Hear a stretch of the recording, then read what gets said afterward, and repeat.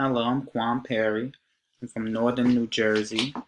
I'm a high school history teacher, grades 9 through 12. I've been teaching for the past 14 years.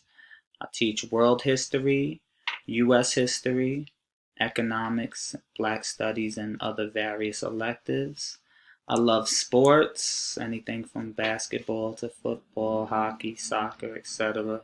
I love all music, anything from jazz to hip hop, rock. I love to travel. I've been to over 20 countries and almost every state, probably missing about five or so. My technology background is pretty much tied to all the educational technology I've utilized in a blended classroom setting, teaching from a distance, hybrid, digital tools such as blogging, learning management systems, applications, mobile devices, and a lot of what I've learned and in this master's program, which this will be my sixth course in the educational technology master's program at LSU. And I look forward to learning more in this course going forward. Thank you.